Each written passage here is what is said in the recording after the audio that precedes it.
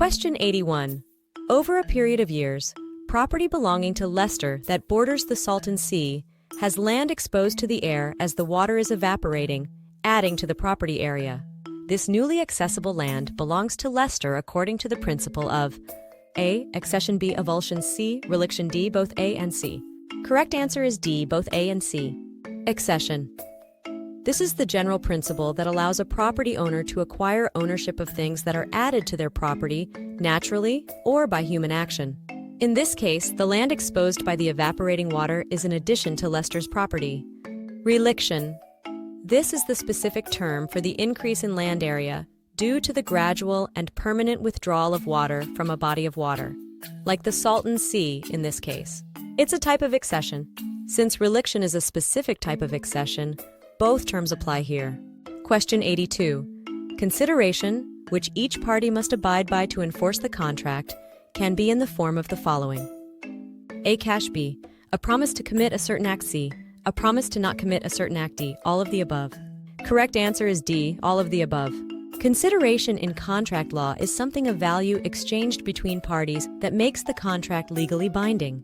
It can take many forms, including cash. This is a tangible form of consideration. A promise to commit a certain act. This is a promise to do something, like perform a service or deliver goods. A promise to not commit a certain act. This is called forbearance.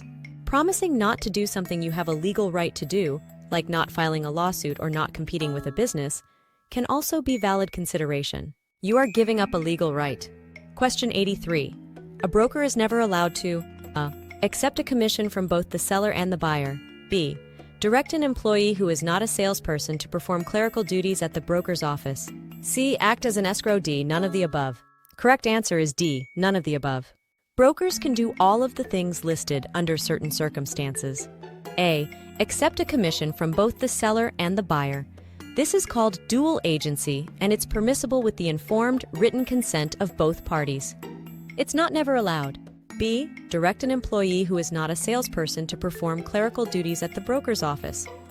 Brokers regularly employ unlicensed staff to handle clerical and administrative tasks. This is a normal business practice. C. Act as an escrow. While not all brokers act as escrow agents, it's not prohibited.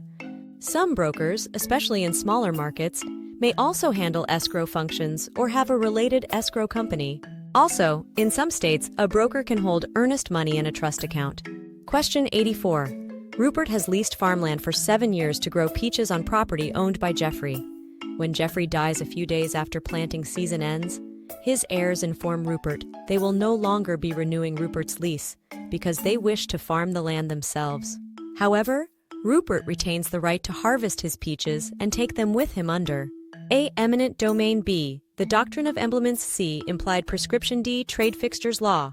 Correct answer is B. The doctrine of emblements. The doctrine of emblements protects the rights of a tenant farmer who has planted crops but whose tenancy ends before harvest time. It allows the tenant to re-enter the land to harvest the crops they planted, even though their lease has ended. This doctrine applies specifically to crops that are planted annually, fructus industrialis, like the peaches in this scenario. Question 85. Another name for an amendment to a contract is A. Rider. B. Addendum. C. Appendix. D. Reiteration. Correct answer is A. Rider. Reiteration isn't a standard legal term related to contract modification. An appendix contains supplementary materials such as tables, charts, or other supporting documents. It provides additional information but doesn't usually modify the main contract terms. An addendum is a supplement to a contract. It's a separate document that is added to the original contract, often to modify or clarify its terms. Think of it as an addition to the original agreement. While addendum can be used before signing, the more precise term for an amendment after signing is a rider. A rider is a separate document that is attached to the main contract and modifies or adds to its terms after it has been signed. Addenda are often used before signing. Question 86. Designed for senior citizens, this kind of mortgage is set up so that instead of making monthly payments to the lender, the borrower receives a monthly check from the lender. A. Wraparound mortgage. B. Growing equity mortgage. C. Equity deferred loan. D. Reverse equity mortgage. Correct answer is D. Reverse equity mortgage.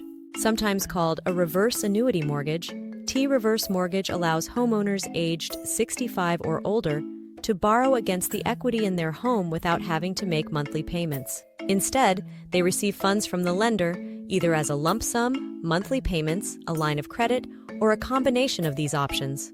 The loan balance grows over time as interest accrues, and the loan is typically repaid when the borrower moves out, sells the home, or passes away. Question 87. Buyer Bruce and a seller enter into escrow on a property. Just before escrow is set to close, buyer Bruce backs out, claiming that the seller did not satisfy all the conditions in the purchase agreement. Bruce further demands that the escrow agent return his $5,000 deposit. The escrow agent should A. Give the deposit back to buyer Bruce if the agent agrees the seller breached the purchase agreement. B. Give the deposit to the seller. C. Keep the deposit in the escrow account. D. Give the deposit to the state attorney to decide the issue. Correct answer is C. Keep the deposit in the escrow account. An escrow agent is a neutral third party. They cannot unilaterally decide who gets the deposit. Since there's a dispute, the escrow agent should hold the funds in the escrow account until 1. Both buyer and seller agree in writing on how to disperse the funds. 2. A court order instructs the escrow agent on how to distribute the money. 3. The parties go through mediation or arbitration, and the mediator or arbitrator makes a decision. The escrow agent cannot simply give the money back to the buyer, even if they personally believe the seller breached the contract. Doing so would expose them to potential liability. Question 88. Buildings with apartments and condominiums fall under the subdivision rules of the California real estate law if the buildings contain A. 2 or more units, B. 5 or more units, C. 20 or more units, D. Apartment buildings do not fall under the provisions of the real estate law, no matter how many units. Correct answer is B. 5 or more units. In California, the subdivision rules of the real estate law generally apply to residential buildings, including apartments and condominiums, with 5 or more units. These rules are designed to protect consumers by regulating the development and sale of subdivided properties. Question 89. A broker takes an option on a property for which he is the listing broker. The broker procures a buyer who is offering more than the listed price for the property. So the broker purchases it at the listed price in order to resell it the buyer for a profit. This is A. Legal, B. Illegal, C. Legal, as long as the broker secures the approval of the seller. D. Legal, as long as the broker shares the profit with the seller. Correct answer is B. Illegal. If the broker personally benefits from the listing in such a way, it would be considered a secret profit. That is a violation of the real estate law. This scenario represents a conflict of interest and a breach of the broker's fiduciary duty to the seller. Even though the broker found a buyer willing to pay more, the broker prioritized their own profit over the seller's best interest. A broker acting as an agent for the seller has a duty to disclose all material facts, including higher offers, and to act in the seller's best interest. Taking an option on the property and then reselling it for a quick profit without full disclosure and the seller's informed consent is unethical and illegal. Securing the seller's approval after the fact doesn't rectify the initial breach of duty. Question 90. A broker's desk cost is A. Dependent on the price charged by the office furniture store where the desks are purchased. B. The total operating expense of the office divided by the number of salespersons. C. The total operating expense of the office with the salaries of all office employers and payments to independent contractors subtracted. D. None of the above. Correct answer is B. The total operating expense of the office divided by the number of salespersons. A broker's desk cost is a way to measure the average cost of supporting each salesperson in the office. It's calculated by dividing the total operating expenses of the office, rent, utilities, advertising, etc., by the number of salespersons. This helps the broker understand the overhead associated with each agent and make informed business decisions. The desk cost does not include a profit margin for the broker.